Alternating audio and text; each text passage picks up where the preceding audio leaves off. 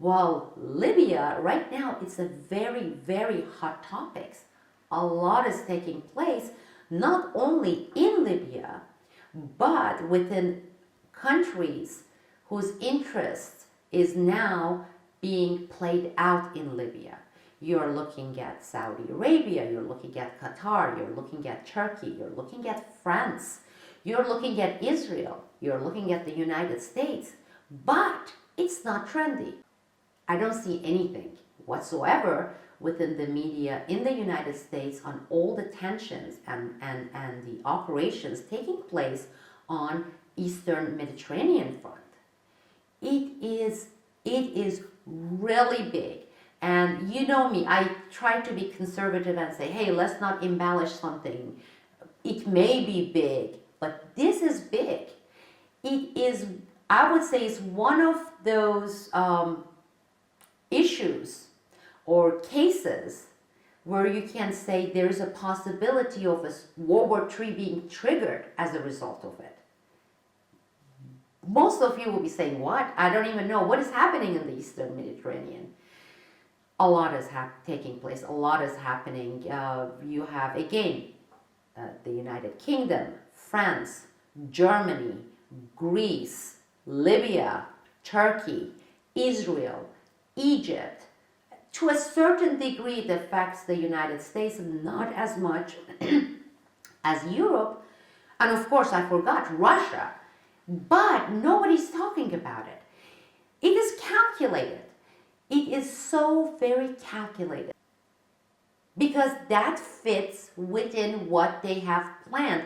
That is one of the pieces, like dominoes, for what is to come, maybe 6 months from now, maybe 2 years down the road. But that's exactly, they get people do what they want them to do. And it's incredible to watch it in the social media, on the Twitter. They want people's attention on this topic in this way, they can make it happen. That to me, that is spooky. Frankly, that is scary.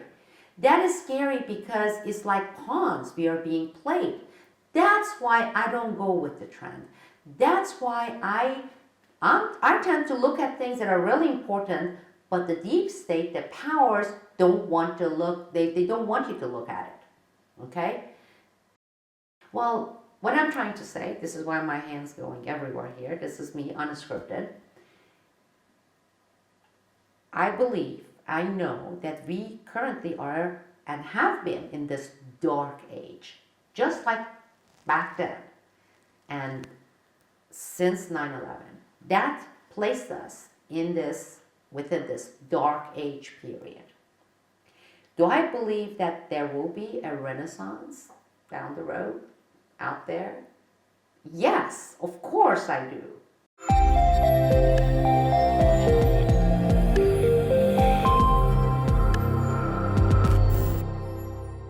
Hello everyone, this is Sibel Edmonds, Unscripted, Unedited, and Unplugged for Newsbud. And I won't be saying reporting because this won't be reporting. I'm going to be talking. I haven't done this before. I think this is the first time. It is spontaneous. Thus the emphasis on unedited, unscripted, unstructured. So this is the first for me. Bear with me. I'm going to be chatting about Iran, Syria, Libya, Turkey. And not only that, I'm going to talk about me a little bit based on some of the questions I have been getting from my Newsbud community members, especially in the last few months. Ordinarily, I don't talk about my personal life. I'm not planning to talk about my really personal life. And I say personal, I've been in public eyes. I've been a public person for 18 plus years. And my focus always out there has been on geopolitical issues, political issues, government whistleblowers, etc. It was not, and it shouldn't have been, about me, but seeing some of the questions you have been sending me, I see that some of them truly deserve, warrants answering, responding to, because I understand what it is that is bringing about all this curiosity, and it's warranted. So I will be talking about that. Since this is unscripted, I don't know how long it's going to be, but this is for my Newsbud community members. This is just to let some of you who are members to know that, hey, we have a new videos. Come on over to Newsbud and continue watching this. Again, I'm going to be totally unplugged, hopefully only unplugged and not unhinged. But you never know when you're not scripted, when you're not structured, when things are not pre-planned and they're just spontaneous like this, all sorts of things can happen. Now, this session, I don't know how long it's going to be, will be available to my Newsbud community members. It's not out there in public. And while we are at it, I just want to address one of the repeated questions from those of you who say, well, why you don't make all this information public?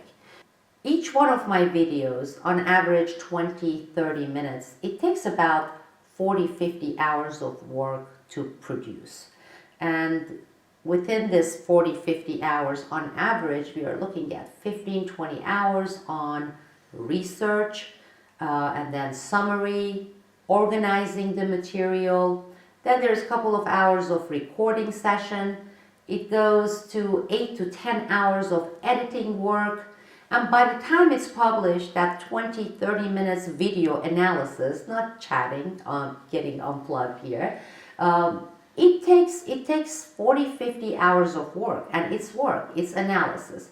I am not putting out these videos in order to get personal attention.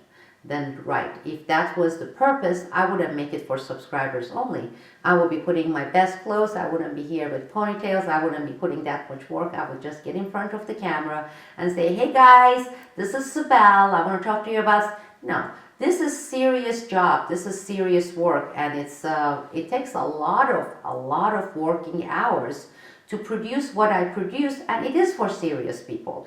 It is for people who truly care about what is happening geopolitically as far as this region is concerned, the Middle East.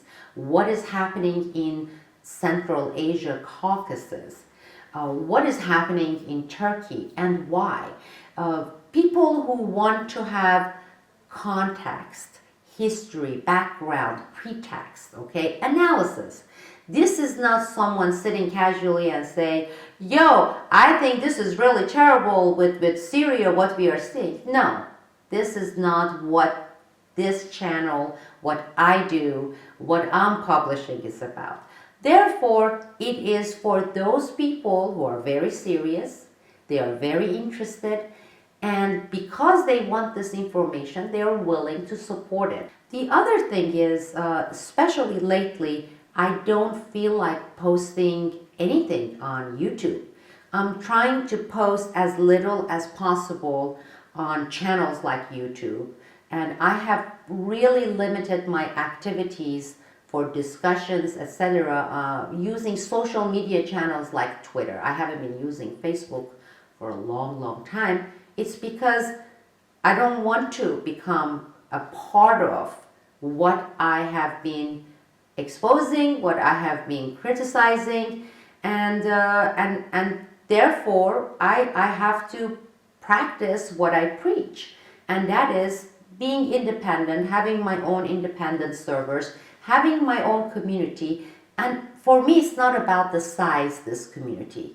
It's about the quality, quantity, quality. I know exactly what it would take to put out information out there and bring in 20,000 people within the first 24 hours to your channel. I can do that. I mean, just to make this point, I may decide to do that one day. But that is not my purpose, and it's easy to do.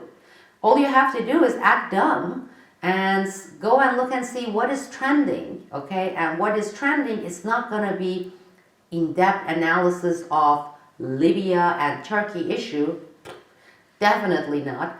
It is going to be, okay, which president was worse and whose party is better than whose else's party.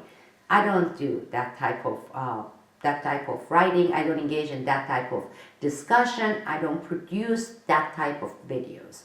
And so not being out there to be trendy or fashionable or bringing quantity and masses of people, I have created my own channel.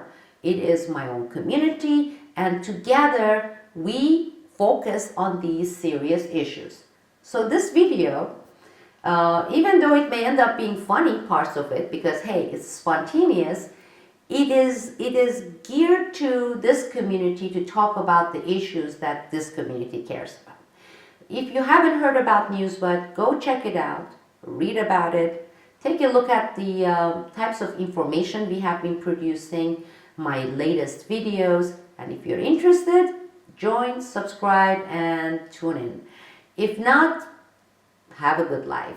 This is Sibel Edmonds, unedited, unscripted for Newsbud.